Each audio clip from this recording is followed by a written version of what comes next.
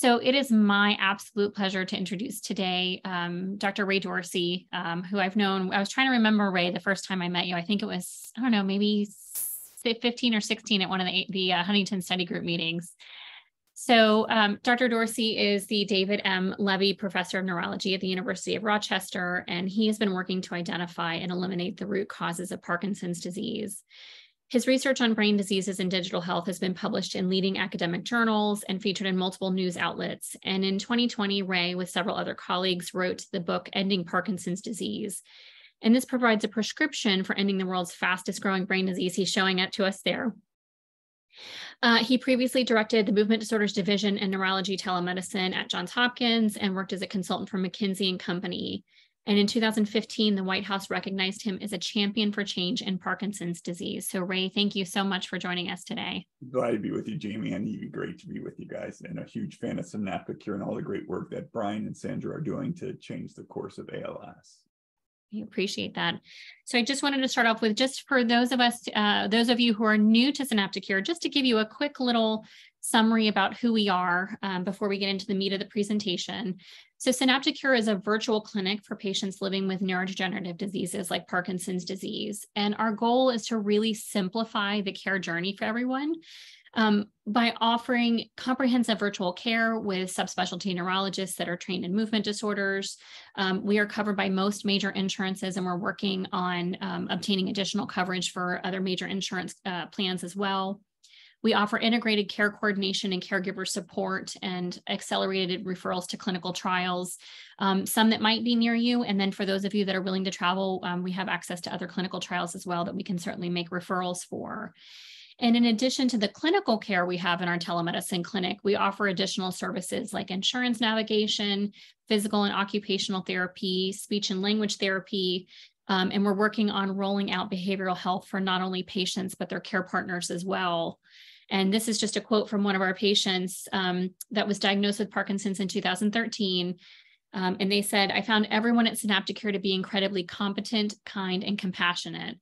For the first time in many years, I could say to my husband, they not only listen to me, but they also hear what I said." So this is really the ethos of our whole company and the core of everything that we're really, we want to focus on. You know, we're a company founded by a patient for patients, and this is really at the heart of all that we do.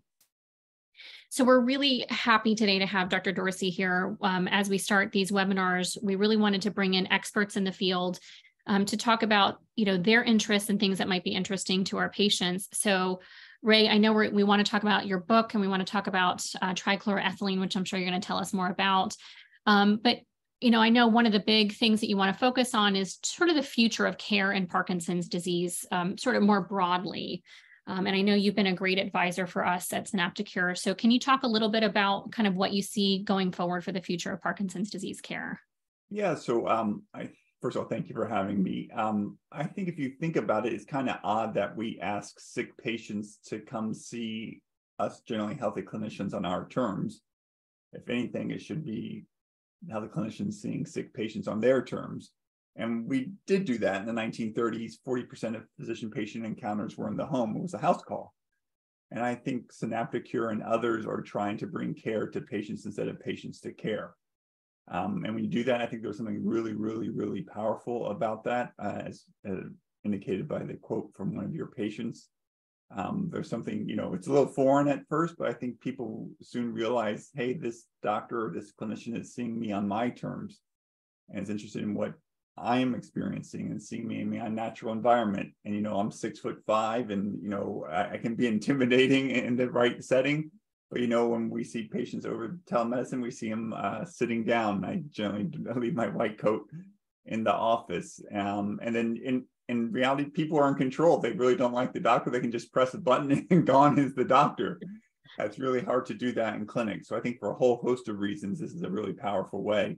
Not to mention that ALS and Parkinson's disease are very disabling, not to mention that most people with Parkinson's disease tend to live in, older adults tend to live in rural and suburban areas, while most specialists are located in urban areas. People want to be seen more frequently. This allows for brief encounters. The list of advantages is long. Yeah. I think one of the things I've really enjoyed about, I'm very touchy feely. So I always wondered when I really transitioned into telemedicine, if that would still get across. And I feel like I'm still able to make those relationships with patients, but I get to meet more family members too, right? I get to meet, the daughter that lives in Washington and the son that lives in Florida, and I get to meet dogs and other family members that I often wouldn't have gotten to meet otherwise. And as you mentioned, seeing where people are, the challenges they have at home for things like balance. And, I often tell a story about a patient of mine that kept falling, and I couldn't figure out why until I saw him at home, and I saw all these things that he was trying to navigate around, and his cat was kind of weaving in and out of his legs. And, I never would have been able to, I never did pick that up for all the time that we had been seeing him in clinic. But once we did telemedicine, I was able to pick that up. So maybe we can start off with just a little bit of background. If you could talk to us a little bit about just the incidence of Parkinson's disease and how that's changing over time, and why this is so important now. Yeah, so if you look at it, brain diseases as a whole, Parkinson's, ALS being among them, are the leading cause of disability in the world. So more than cancer, more than heart disease, more than infectious diseases, more than COVID, the leading source of disability in the world is brain diseases. And if you look among those brain diseases, the fastest growing of those brain diseases is Parkinson's disease. Over the last 25 years, the number of people with Parkinson's disease has more than doubled. If we don't change our course, if we don't address the root causes of Parkinson's disease, the number of people with Parkinson's disease will double again in the coming 25 years. And I think a lot of it is preventable. So it gets me a little bit frustrated and upset, but we persevere, and we'll eventually help create a world where Parkinson's and ALS are increasingly rare, not increasingly common. So, I know that there was a recent publication talking about the history and the relationship of this chemical trichloroethylene, or TCE, to Parkinson's disease. Can you walk us through that a little bit, a little bit about the history of it, and how do we know it's related to Parkinson's? Yeah, so this is trichloroethylene. I keep it with me everywhere I go. It's a really, really simple molecule. It's got 6 atoms. So most people know that water's H2O, 2 hydrogens and 1 oxygen, 3 atoms. So this is a whopping 6 atoms, 2 carbons in black, 1 hydrogen in green, and then 3 chlorines, hence its name trichloroethylene. And this was developed in 1864, and it's been used to do everything from decaffeinate coffee to degrease metal, to dry clean clothes. It's known to cause cancer. That's well established. It's been linked to liver cancer, kidney cancer, non-Hodgkin's lymphoma, multiple myeloma, and prostate cancer, among others, including likely breast cancer and brain cancer. Research done by Sam Goldman and Caroline Tanner, both at UC San Francisco, currently showed a decade ago that it's associated with a 500% increased risk of Parkinson's disease. And then this chemical has contaminated numerous sites around the country, the most famous of which, or infamous of which, is the Marine base Camp Lejeune in North Carolina. And I think last week, or maybe 2 weeks ago, a study done by Dr. Goldman and Dr. Tanner and colleagues showed that Marines who served at Camp Lejeune had a 70% increased risk of developing Parkinson's disease compared to Marines who served on the West Coast at Camp Pendleton. Animal studies have linked, both in mice and rats, by a wide range of investigators, have linked TCE to Parkinson's disease. And there's also research linking TCE to ALS. Yeah, obviously I've heard a lot about TCE, but when I was reviewing some more of the literature, I was actually shocked to find out. I knew about, the decaffeination and the dry cleaning, right? It's used as a degreaser, which is why we think it may be, in some cases, maybe significantly related for veterans because of all the machinery and the tanks and everything else that it's used for. But it was actually until the 70s was used as an inhaled anesthetic as well. So there's not just these sort of, secondary exposures to a lot of these things, but actually even some direct exposures for people. Yeah, so it was used in an anesthetic. It was let's see if it was used in obstetrics, especially as an analgesic agent. It was considered the anesthetic of choice. One quote from a male physician, saying that it'll find a useful place in every male obstetrician's office. And then it was banned by the FDA because of its toxicity in 1977. It was also found in like typewriter correction fluid, carpet cleaners, gun cleaners. A study in Italy found that 3/4 of the population had TCE in their blood and urine. Yeah, it's unreal. And I also found there was a quote by a physician, I think it was like 1936, somewhere in the mid 30s, who even at that time had already started to comment on the concerns about, the risks of it, the health related risks, especially for those that were working directly with it. Yeah, so we've known since 1932, at least in the Journal of American Medical Association, about its toxicity, both for people who come into skin contact and from inhalation. And we just haven't been paying attention, or maybe things have been concealed from us that shouldn't be concealed. Yeah. So, so we've talked about some of the situations where TCE has been used, some of these, degreasers and things like that. Does that mean for people who have not worked in those particular fields or those particular, types of jobs that they're not at risk of exposure? I wish. So first of all, about 10 million people, Americans, worked with the chemical in the 1970s. Printers, painters, mechanics, engineers work in Silicon Valley with electronics, with silicon wafers. If shoemakers, taxidermists, embalmers, the list is long. But it also contaminates up to half of Superfund sites in the United States. So these are the most toxic sites around the country. Contaminates up to 30% of the groundwater. In the United States, it's estimated that 1/3 of American cities in the 1980s had TCE in their drinking water.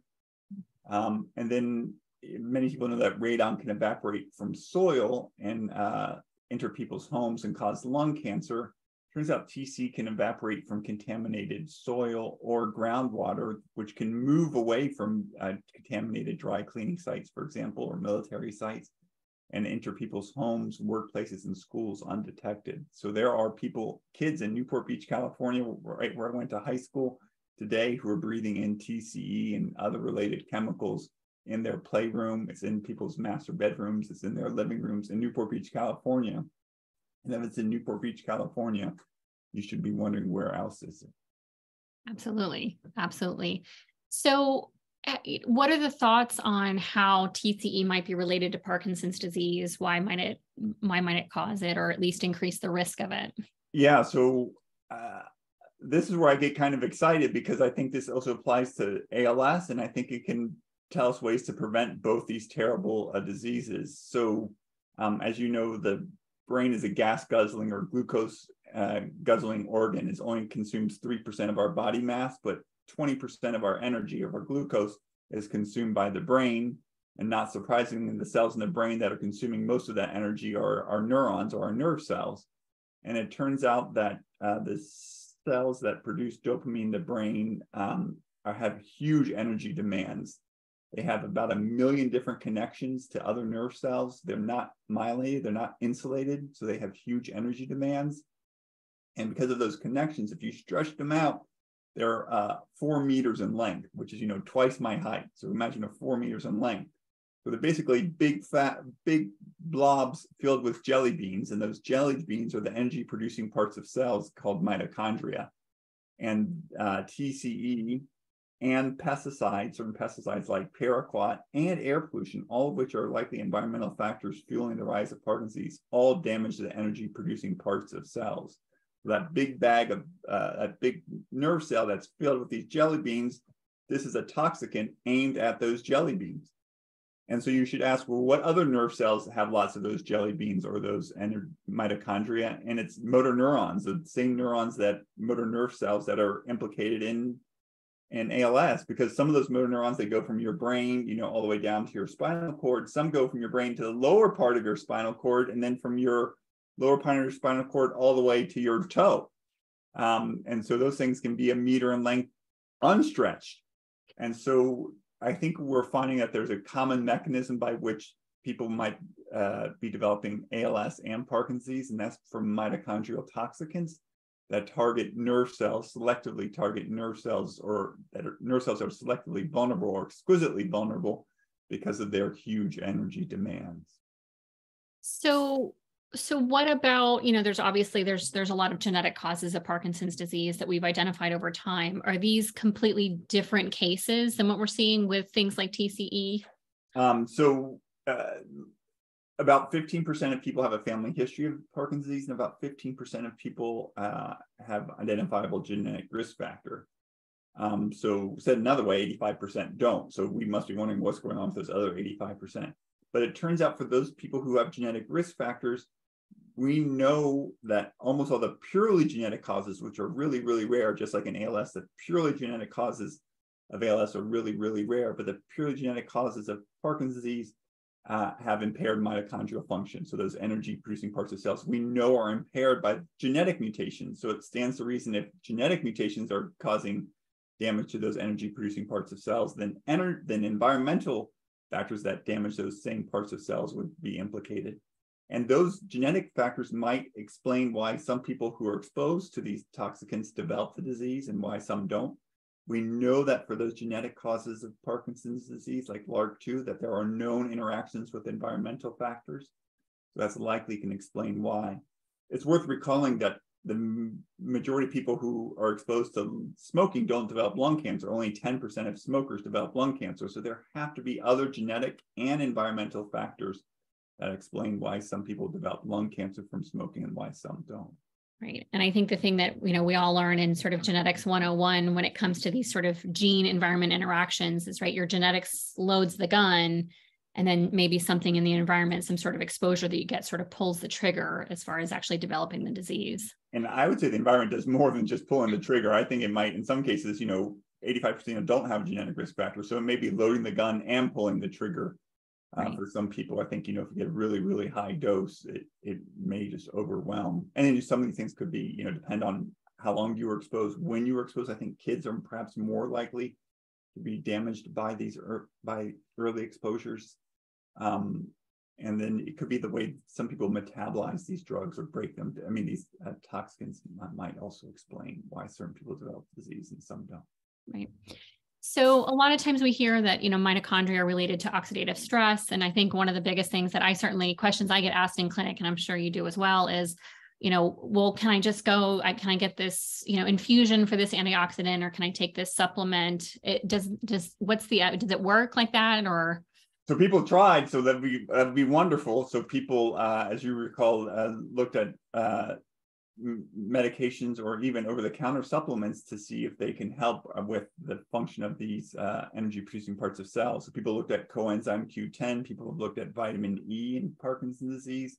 Unfortunately, large studies for both those showed them not to be of benefit in people with early disease. I think the key thing is to minimize exposure. I get really concerned about people who have ALS and Parkinson's who have ongoing exposure. So some people may not even know that they live on top of a contaminated water with TCE and are still breathing it in, even though they already have these diseases.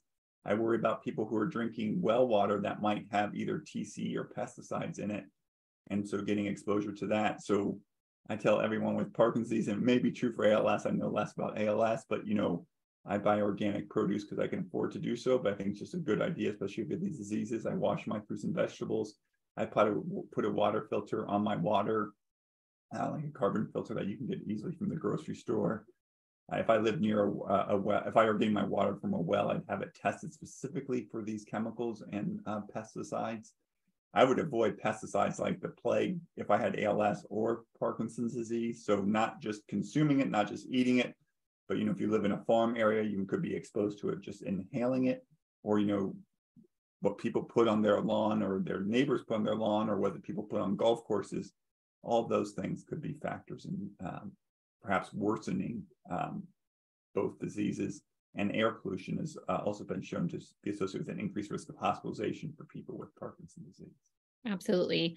And not to be overly morose about it, but, right, there's organic pesticides like rotenone that have actually been used to actually create a model of Parkinson's disease in the lab. So, I think there's a lot of research to be done there. And the person who helped create that, Dr. Kim Greenemeyer, just recently had shared his story in Science, our top journal in the field, that he developed Parkinson's disease. So we've actually, doing the experiments even on ourselves, demonstrating that these factors are likely causes of the disease. And the corollary of some things that cause disease is that it's a preventable disease. A lot of ALS, and I think a large proportion and most of Parkinson's disease is preventable. Say that again. ALS may be preventable. I strongly suspect it is. And most of Parkinson's disease is likely preventable. We increasingly know what the causes of these diseases are. It's on us to eliminate those causes so that we can create a world where future generations don't have to deal with these disabling and deadly diseases.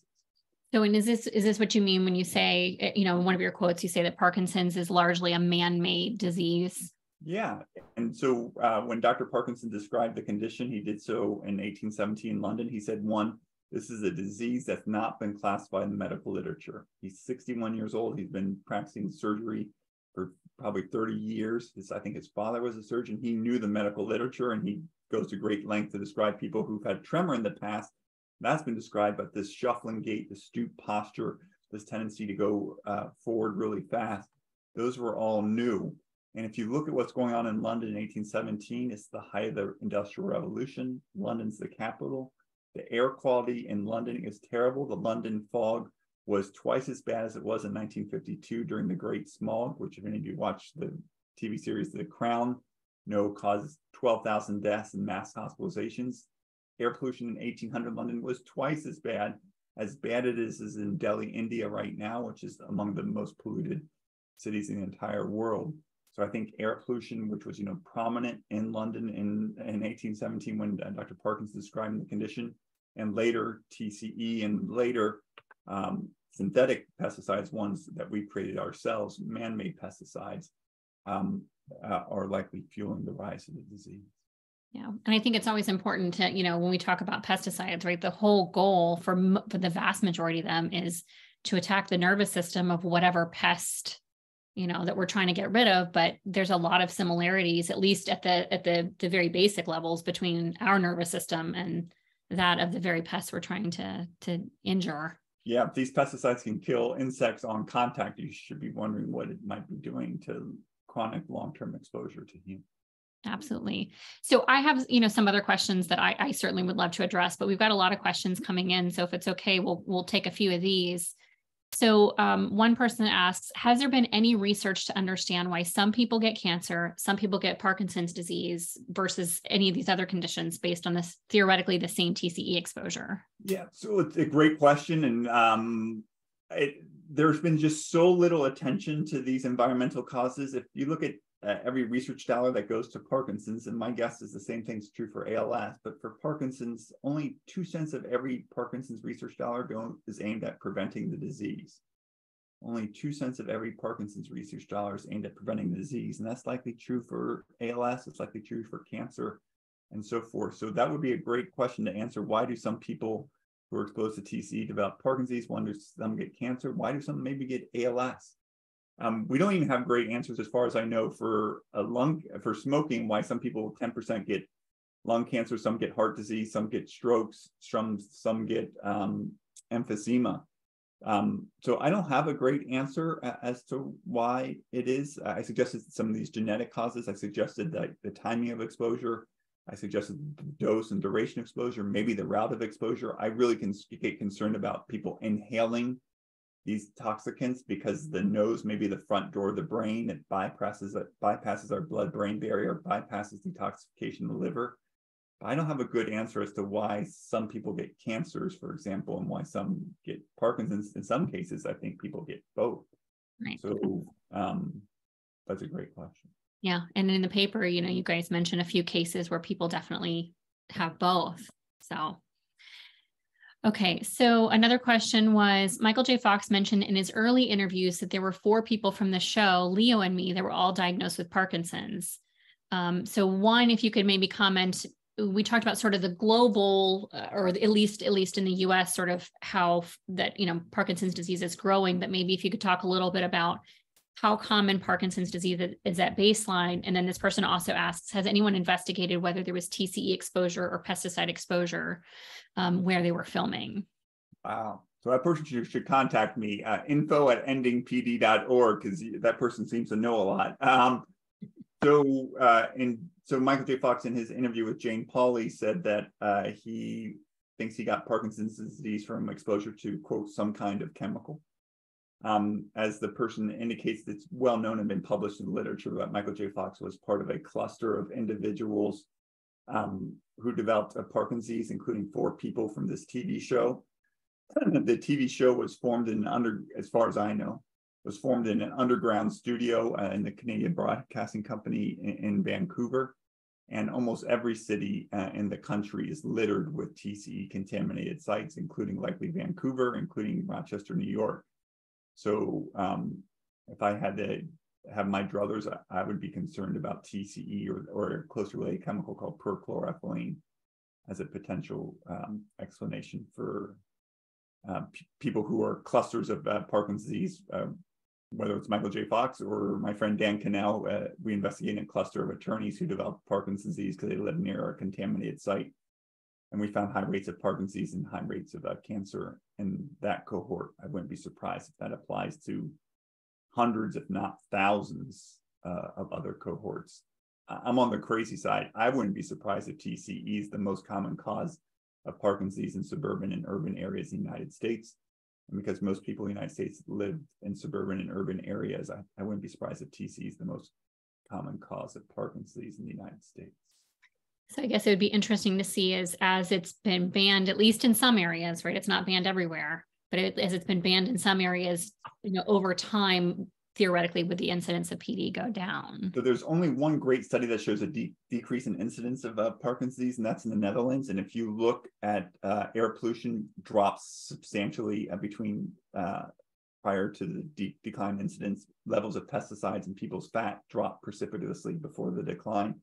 And levels of TCE in the air in 1981 were at the lowest in all of Europe.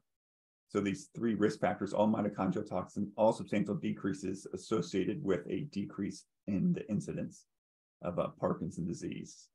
I think, again, evidence that Parkinson's is preventable. Right.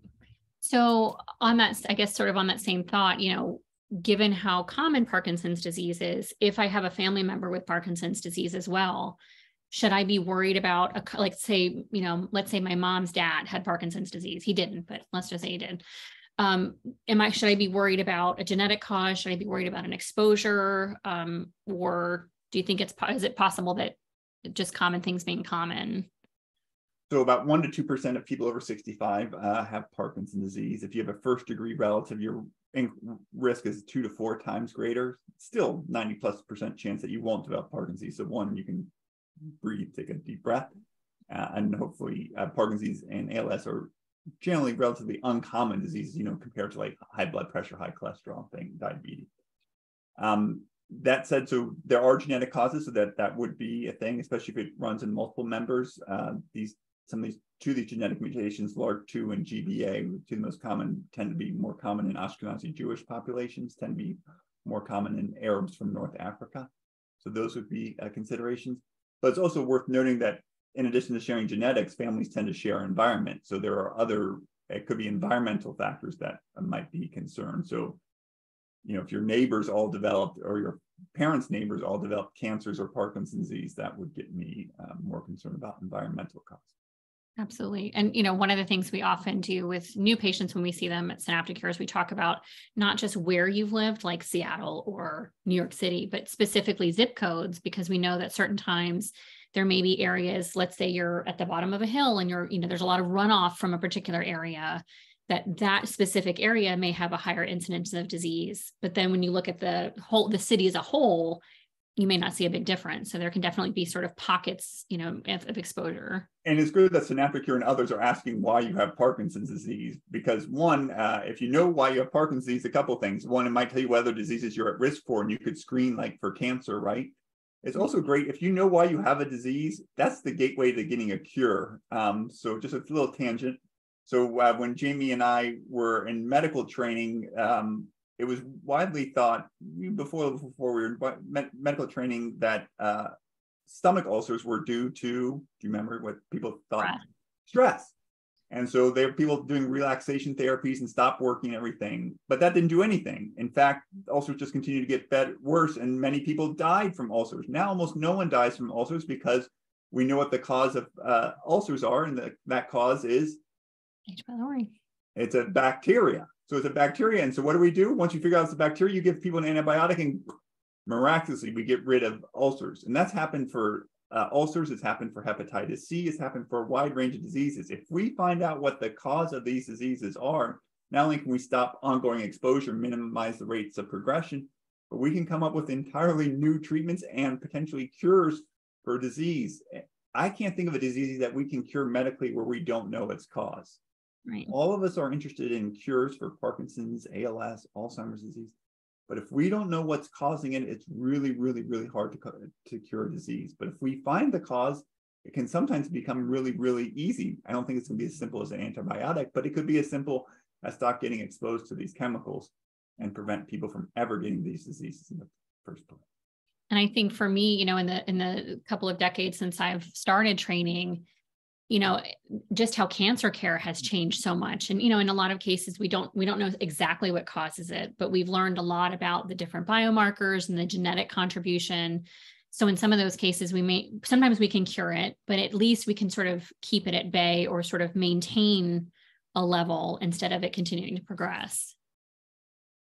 So, okay.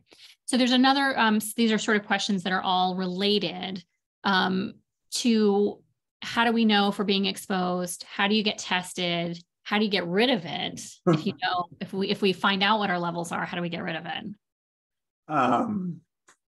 So water's easiest. So if you're getting city water, municipal water, that's regulated based by the Safe Drinking Water Act, and that should theory be have safe levels of TCE.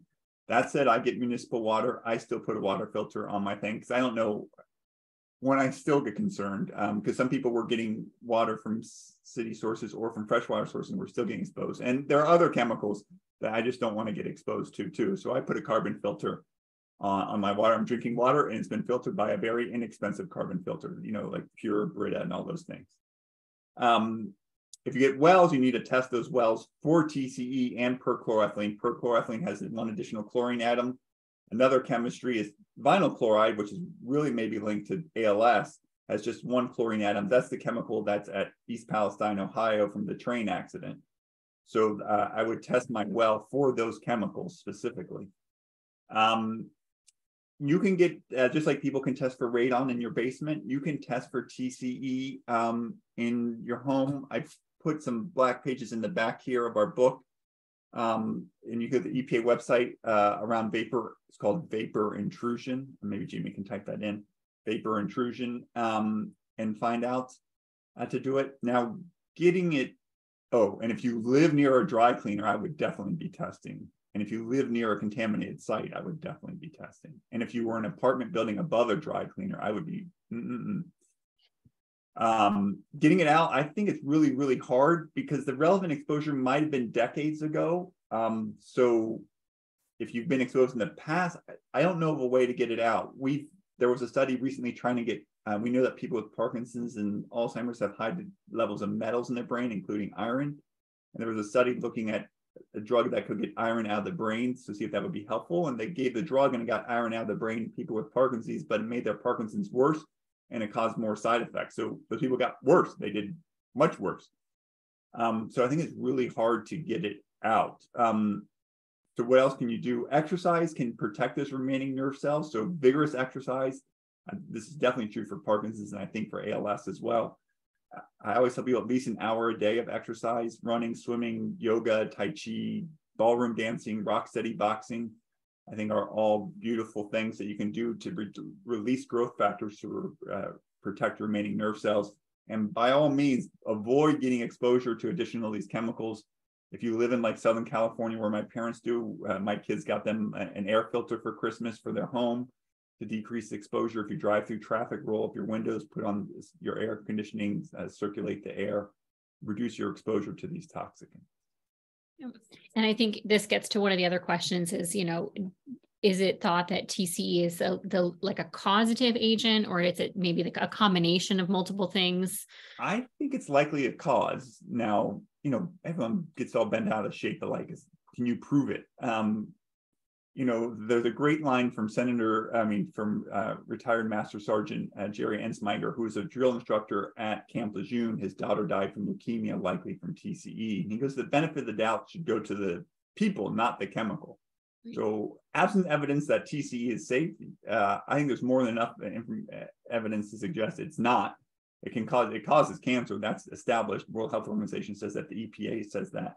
And I think just the evidence from Camp Lejeune, I think the evidence from the twin study, I think the evidence from animal models all really suggest that this likely is a cause of Parkinson's. And maybe it needs some other interactions. It may not be sufficient by itself.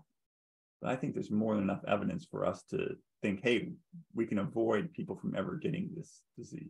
Right. And no one's ever going to do the experiment to see if that exposure leads to Parkinson's. But like you said, we know it's related to a lot of the cancers. So, from that alone, there's definitely, reason enough to try to ban some of these chemicals and then hopefully see what comes down the line. Okay. So there's a couple of other questions about, other types of exposure. So somebody asks about, insect repellents and other types of, so not necessarily a pesticide, but other types of repellents. Do you have any thoughts on those? Yeah, I would, I'd avoid. We have a lot of dandelions in our front yard. I'd avoid it. If I had Parkinson's, there's no way. If I had ALS, there is no way I would be hanging out near pesticides. Okay. And then, granted, not all pesticides are linked to it, but there's just so many. I wouldn't hang out near pesticides. We don't know. Okay, so somebody else asks, do you believe athletes like Kirk Gibson and Muhammad Ali who got Parkinson's are due to concussions or repetitive subconcussive, so traumatic brain injury? Do you believe it's multifactorial? So this is a little bit sort of to the side of what we're talking about. Michael Oken, a co-author on the study, just wrote a paper in JAMA Neurology. He was one of the physicians who helped care for Muhammad Ali, arguing that he thought most of his Parkinson's was due to head trauma. Now, obviously, he had a significantly more head trauma than most of us. Kirk Gibson, I'm a little bit less sure about. I haven't just done a deep dive. I know he was a great athlete. So we know that head trauma increases your risk of Parkinson's. Head trauma is way worse for ALS and way worse for Alzheimer's disease than it is for Parkinson's. I think I get really concerned. So there's 3 studies that have shown that soccer players are at increased risk for developing ALS. So why would soccer players be at increased risk? Why generally healthy people are not generally at higher risk for disease. I think head trauma. And then I think people are getting exposed to pesticides. So I think they're inhaling the pesticides that are sprayed on fields. And if you're a soccer player or baseball player, you're hanging out on fields that are sprayed with pesticides. Golfers, they're obviously not getting the head trauma, but I get concerned about the interaction. And so we know in animal models that there's a synergistic amplification of the risk for animals who have been exposed to pesticides and head trauma. And so I really would worry about that. For athletes. It'd be interesting to see too, and I don't know the answer to this, is, has TCE or similar compounds been used in artificial turf too, right? It seems like as much as it's used everywhere else, is there something in the production of artificial turf too? Right. Again, I'm not an expert. I'm a neurologist, not a toxicologist or environmental scientist. Studies in artificial turf have looked at like cancer much more than Parkinson's or ALS to my knowledge, but dandelions, I think, are much less likely to be dangerous than pesticides. Agreed. So actually, another neuroscientist asks, how can we measure functional reserve to see who is at risk of developing PD from exposures or genetics? So maybe you can talk a little bit about at what point do people develop Parkinson's disease? How much reserve do we have? And so there was a biological marker that the Michael J. Fox Foundation found in the spinal fluid that can identify people who are likely to have Parkinson's, and when it's normal, identify people who are not unlikely to have Parkinson's, and perhaps more powerfully, identified people who are likely to develop Parkinson's before they did. So that's one marker in the spinal fluid in a research study that suggested. I think all these diseases, Parkinson's, cancer, and maybe ALS, I suspect ALS, take years, if not decades, to unfold and develop. And so our body is compensating for these diseases until something happens. The tumor gets so big that it starts to cause symptoms and bleed, get another mutation. You get sick and you're in the hospital and your reserve capacity is diminished and you start to tremor and the doctors you're hanging around doctors and they identify you with the disease, or other things. And I just don't know, but I suspect that we're able to handle this for large periods of time until the disease progresses such that it no longer can. And I think the gift of longevity has allowed people to live longer, the disease to progress more, and maybe our capacity to manage or keep the disease at bay diminishes over time, and the disease then becomes manifest. Yep, absolutely. So is there another question? Is there any research of exposure to pesticides, TCE, and the impact by sex or gender, and sort of looking at the interaction of hormones? We know that there's sex differences in the incidence of PD. So yeah, and so in animal models, it turns out male rats and mice, which are far from my area of expertise, seem to be at higher risk for developing Parkinson's than female rats. And there's some thoughts that estrogen is protective. I think for Parkinson's in humans, I think the sex differences is more sociological than biological. So if you look at the United States, I told you pesticides are linked. 75% of farmers are men. I told you about pesticides. 97% of pesticide applicators in the US are men. I told you about getting exposure to this, like in degreasing and those things. Those occupations skew heavily toward men. There are exceptions. So I believe in South Korea, and I think Taiwan, it might be Japan, but at least two of those countries, rates of Parkinson's disease are equal among women and men. And in one of those countries, the rates of Parkinson's disease is higher among women than men. And I looked back, and it turns out in those countries, most of the farmers were women, used to be women. So I think the differences in Parkinson's disease are largely driven by sociology, what people are doing in their environments, as opposed to biology. Yeah, very, very important point. So, and there's a couple of questions that have sort of come in with this, so I'll sort of lump them all together. Are there other compounds you mentioned? So TCE, PCE, are there other types of compounds or specific, either classes or specific compounds that have been investigated in relation to Parkinson's disease that may increase the risk? I think you want to look for these compounds that impair the function of the energy producing parts of cells, mitochondria. I think ones that are inhaled, it could be ingested too. And so some of this is likely due to facts of people drinking contaminated water, for example. Things that are inhaled and damage mitochondria. I don't think we have we don't have an exhaustive list. I just think TCE, air pollution, and certain pesticides, given their widespread use, given the evidence that we have to date, given the animal studies, I think those are the three most common. And the perchloroethylene, the other one has another chlorine atom, I think are. And I think these are also for ALS, and I think they're for cancer. I wouldn't be surprised at all if there are other ones, other chemicals, and by no means so I think that these are the only ones, but I think these explain a lot of them. Yeah. And I think it's, right, obviously this is my background for research when I was in graduate school, and a lot of the pesticides that we studied are, even though many of them have been banned, they were designed to stick around for a long time. They were, right, that's what made them effective, is you could apply them once and they would work for long periods of time. And unfortunately, like you said, that a lot of these exposures we're now, years and years later are starting to see a lot, potentially a lot of the effects of them. I'm just reading some of these questions. Can I answer a couple of these? Yeah, please do. Oh my gosh. So electricians in aviation, I would be worried about TCE exposure, and sounds like one of the listeners was exposed to that. Permethrin is a class of pesticides that are actually naturally occurring. They're produced by chrysanthemums, which I think the first patient Dr. Parkinson described with the condition was a gardener, and chrysanthemums were widely grown in England. So I think that's pure speculation, but permethrins have been associated with Parkinson's. I didn't know about the ALS association, but yes.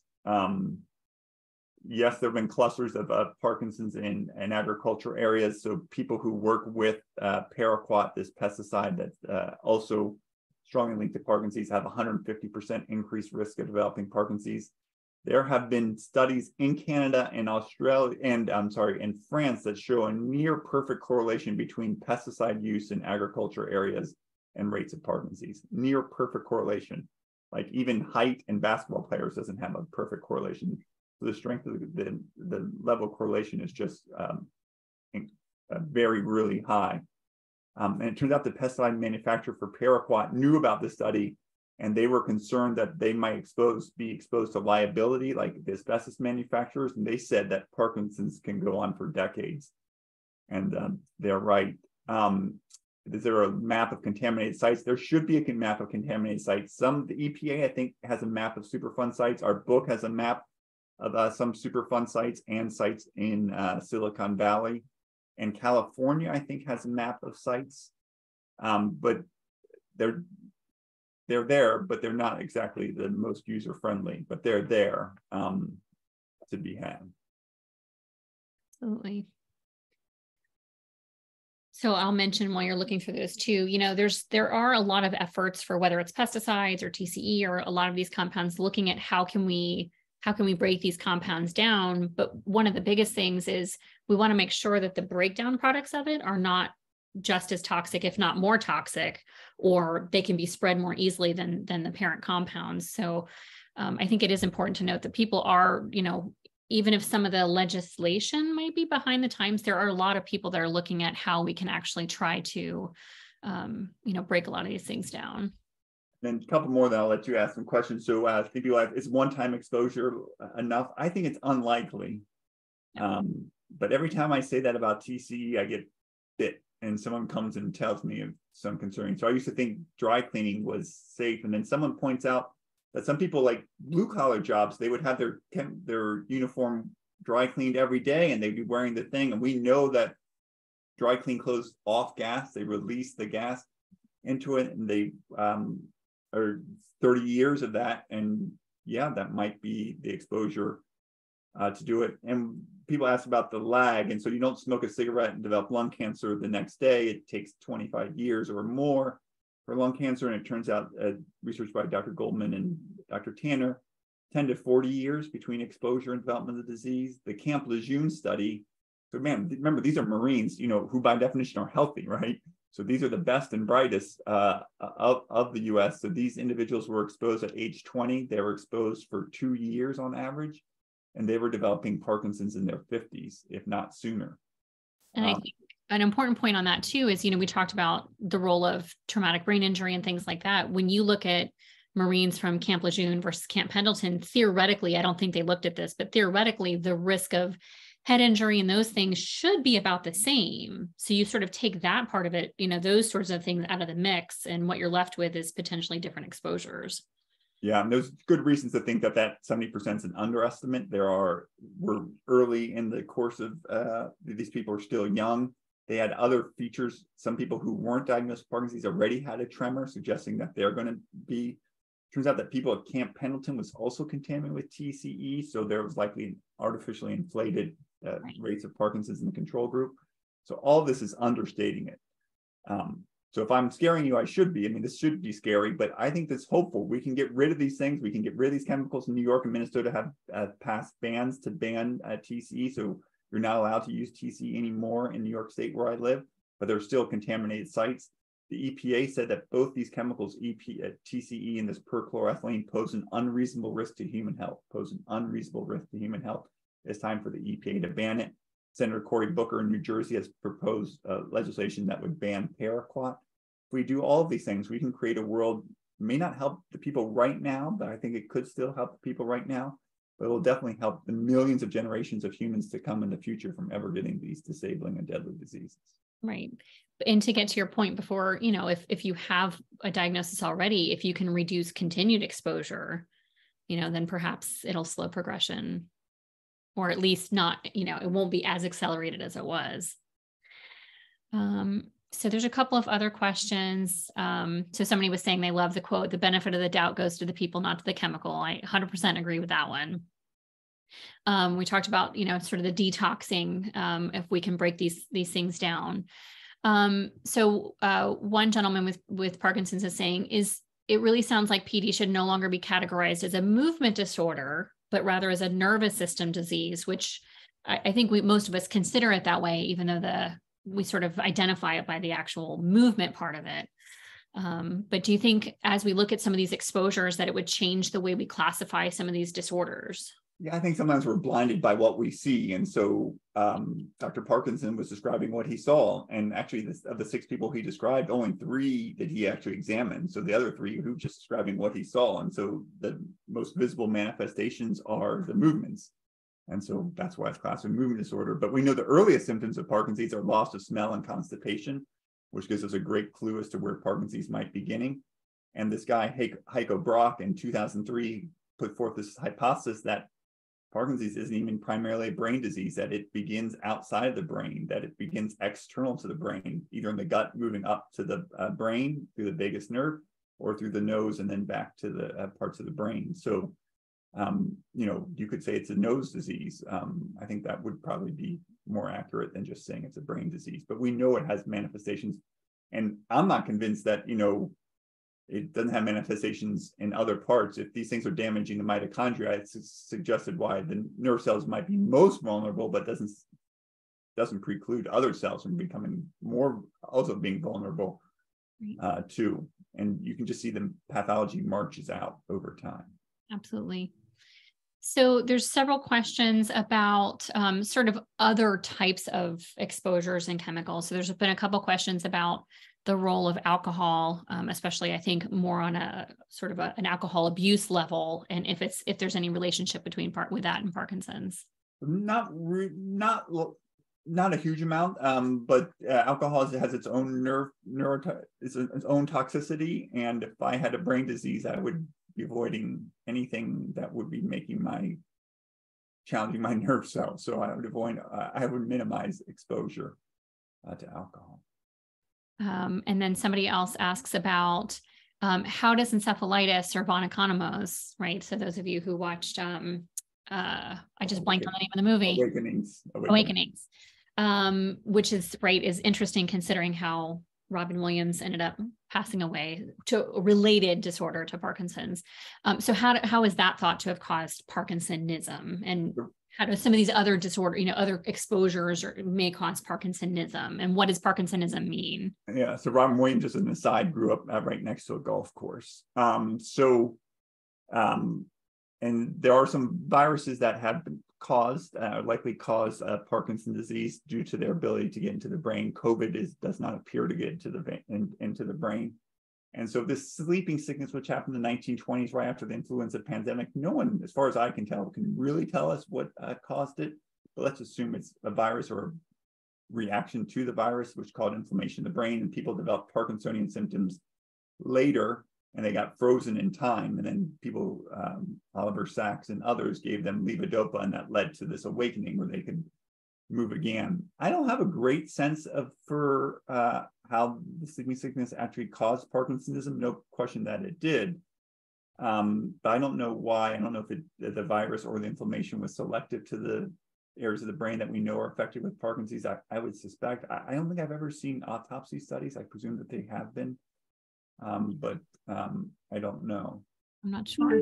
And I asked there's one on Brian Grant. So we talked about Michael J. Fox. So it turned out Brian Grant, why did he get Parkinson's? The former NBA basketball player. And we discussed in a paper we just wrote, his father was a Marine. His father was stationed at Camp Lejeune. He was a 3-year-old boy at Camp Lejeune, likely drinking, bathing, taking baths with the contaminated chemical.